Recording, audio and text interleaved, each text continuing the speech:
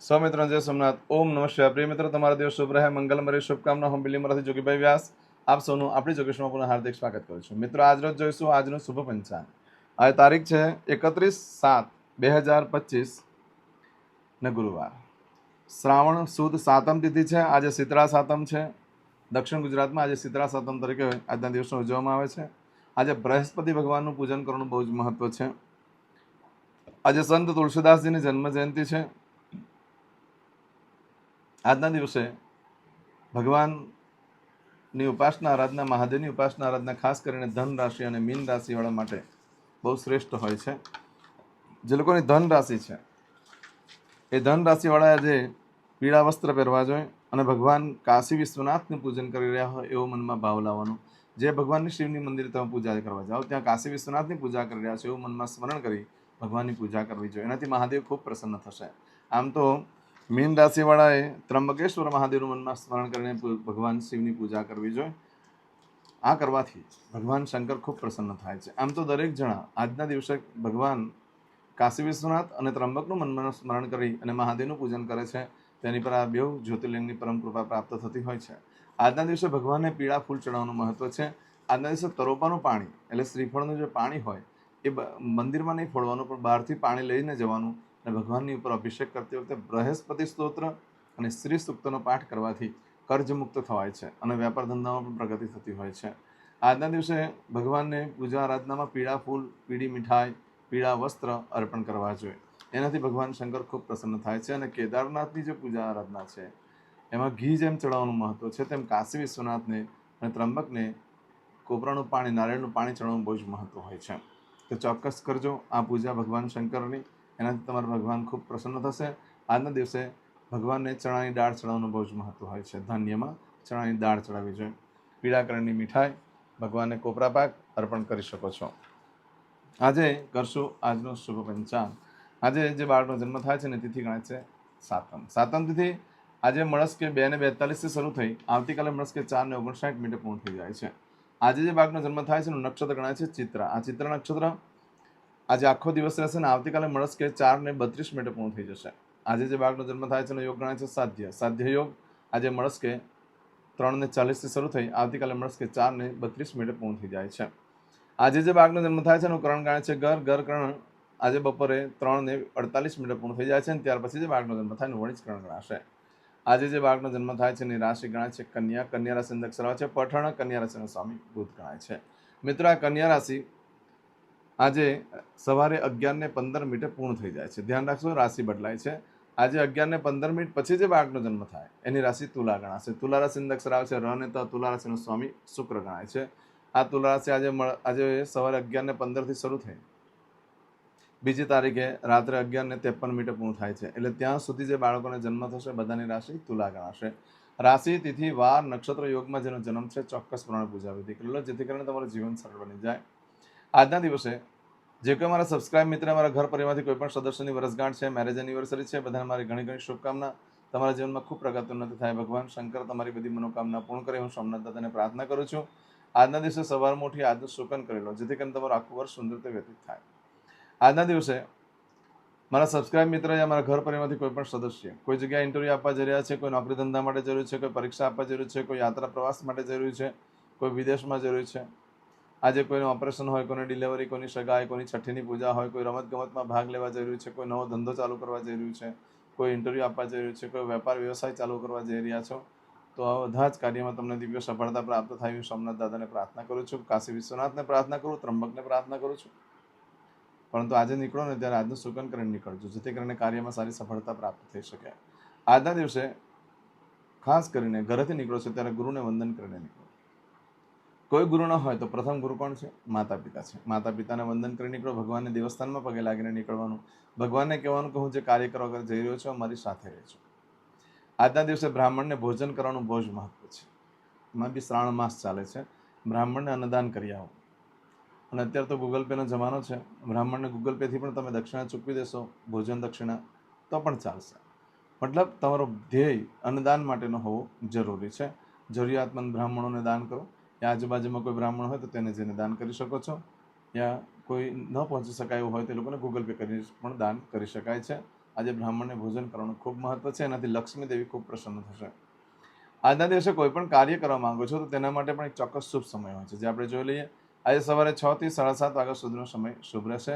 એ જ રીતે સવારે 10:30 થી બપોરે 3 વાગ્યા સુધીનો સમય શુભ રહેશે. એ જ રીતે સાંજે 6 થી રાત્રે 9 વાગ્યા સુધીનો સમય શુભ રહેશે.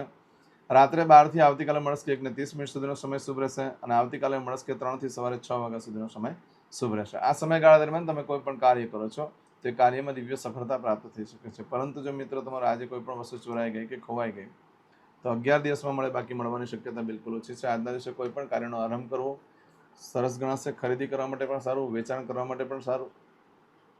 મતલબ આજે જે તમે કાર્ય કરો ને તે વારે ઘડીએ કરવાનો યોગ ઊભો થઈ શકે છે. એટલે એવા કાર્યો કરો જેનાથી તમને લાભ થઈ શકે. તમને આજે નુકસાન થાય એવા કાર્ય કરશો તો પાછું પણ નુકસાન થશે. આજે લગ્ન કરશો તો છૂટાછેડા થઈ શકે, પાછા લગ્ન થાય. જેની કુંડલીમાં ખરાબ યોગ હોય તેને ખાસ કરીને નડતું હોય છે આ વસ્તુ. અને મતલબ જે આજે કાર્ય કરો, તમે ગાડી ખરીદી કરો છો તો પાછી થોડા સમયમાં બીજી ગાડી લેવાનો પણ યોગ ઊભો થઈ શકે છે. આજે નવો ધંધો વેપાર ચાલુ કરો છો તો તમને નવો વેપાર ધંધો લેવાનો પણ યોગ થઈ શકે છે. આજના દિવસે નવી બ્રાન્ચ ખોલવાનો પ્રયત્ન કરો તો બીજી નવી બ્રાન્ચો પણ ખુલી શકે. જે લોકો શાખાઓ પર ધંધો કરતા હોય છે તે લોકો, આજે જે લોકો માર્કેટિંગનું કામ કરતા હોય છે એ લોકો આજે જો ઓર્ડર મળે તો આવતો પાછળ બીજી વખત પણ એ લોકોને ત્યાંથી ઓર્ડર મળી શકે. માટે આજે ખરીદી કરવા માટે પણ શ્રેષ્ઠ, વેચાણ કરવા માટે પણ શ્રેષ્ઠ, આજે ઇન્ટરવ્યૂ આપવા માટે પણ શ્રેષ્ઠ છે. આજના દિવસે નવા વસ્ત્ર ધારણ ન કરશો. નવા વસ્ત્ર ધારણ કરશો તો પ્રેમમાં તિરાડ પડી શકે, વિઘ્ન સંતોષીનો સામનો કરવો પડી શકે, ભાઈ ભાંડુ સાથે બધા સાથે લડાઈ ઝઘડો થઈ જાય, મનદુખ થઈ જાય, એવો આજનો દિવસ છે. અને કપડાં પ્રત્યે પણ તમને અણગમ આવી જશે. માટે બને ત્યાં સુધી આજે કોઈ નવા વસ્ત્ર ધારણ ન કરશો. આવું બધું જે ફળ છે એ આજે આખો દિવસ ને આવતીકાલે મળસ્કે 42 સુધીમાં તમને મળે. 1 તારીખે મળસ્કે 42 સુધીમાં મળે. એટલે આજના દિવસે આ રીતે તમને ફળ પ્રાપ્ત થશે. આજે કરશો આજનો સંકલ્પ. ચમચીમાં પાણી લઈ લો.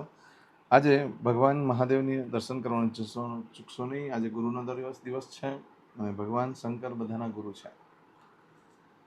અદ્યતન માસન માસોત્તમ બ્રહ્મ પવિત્ર શ્રાવણ માસે શુભે શુક્લ પક્ષે સપ્તમ્યાયામ બૃહસ્પતિવાસર વિત્તાયામ. દર રવિવારે આપણે યજ્ઞ રાખ્યું છે. યજ્ઞમાં નામ લખવાનું બાકી હોય તો લખાવી દો અને યજ્ઞનો ચોક્કસ લાભ લો. હવે દરેક જણા પોતાનું સાચું નામ બોલી દો. તમારું ગોત્ર ખબર હોય તો ગોત્ર બોલી દેવાનું. પછી બોલવાનું છે અહમ, મમ, આત્મન, શ્રુતિ, સ્મૃતિ, પુરાણોક્ત, પુણ્ય, ફલ, પ્રાપ્તિ, અર્થમ, અપ્રાપ્ત, લક્ષ્મી, પ્રાપ્તિ, અર્થમ, પ્રાપ્ત, લક્ષ્મી, ચિરકાલ, સૌ, રક્ષણાત્મક, લોકેવા, સભાયામ, રાજદ્વારે, વ્યાપારે, વિદ્યા અભ્યાસે, દેશે વિદેશે, સર્વત્ર, યશ, કીર્તિ, વિજય, લાભાદિ, પ્રાપ્તિ, અર્થમ, મમ, અખિલ, કુટુંબસ્ય, આયુ, આરોગ્ય, ऐश्वर्यादि, प्राप्ति, अर्थम, मम, जन्म, समय, तथा च विप्र, वृंदानां, जन्म, समय, जन्म, कुंडली, मध्ये, स्थित, ग्रहः, गोचर, ग्रहः, महादशा, अंतर्दशा, प्रत्यंतर्दशा, तथा च योग, युति, दृष्टि, मध्ये, शुभ फल, प्राप्ति, अर्थम, भय, रोग, शत्रु, बाधा, दोष, मारण, तारण, मंत्र, तंत्र, अरिष्ट, दोष, पीड़ा, निवृत्ति, अर्थम, भूत, प्रेत, पिशाचादि द्वारा रचित अरिष्ट, दोष, निवृत्ति, अर्थम, मम, सकल, मनवांछित फल. હવે તમારા મનમાં જે કઈ ઈચ્છા હોય તે બોલી જવાનું.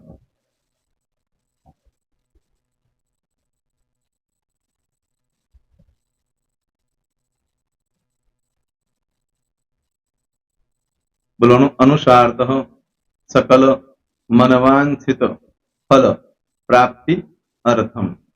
હવે જે બરકતની પૂજા વાળા છે એ લોકો તો આ બધું બોલવાનું જ હોય છે, એ લોકો માટે કોઈ સ્પેશિયલ નથી. પણ જે લોકોએ હવે જે કહું છું તે લોકોએ જ બોલવાનું, જેના લગ્ન થઈ ગયા હોય એ લોકોએ બોલવાનું છે. મમ દાંપત્ય જીવન મધ્યે સુખાકારી પ્રાપ્તિ અર્થમ પુત્ર પૌત્રાદિ સંતતિ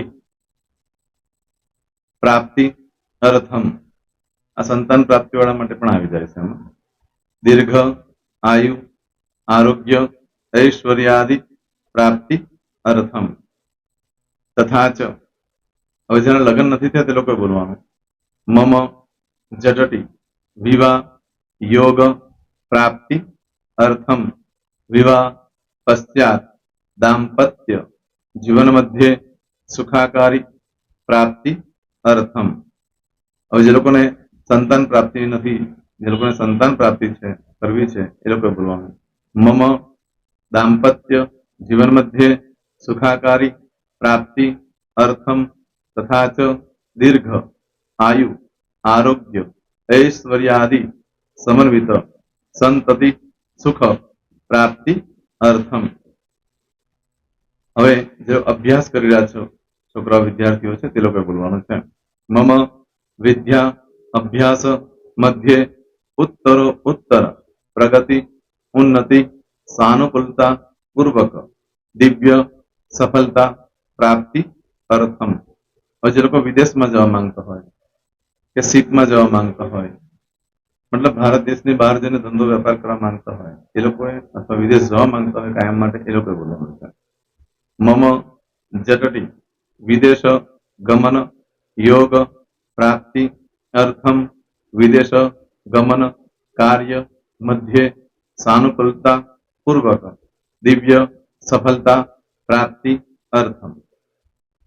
હવે આરોગ્ય વાળા બોલવાનું છે, જેને આરોગ્યની પૂજા આપેલી હોય એ લોકોએ. એમ તો દરેક જણા જ બોલવાનું. બોલો. મમ આયુ આરોગ્ય ઐશ્વર્યાદિ પ્રાપ્તિ અર્થમ.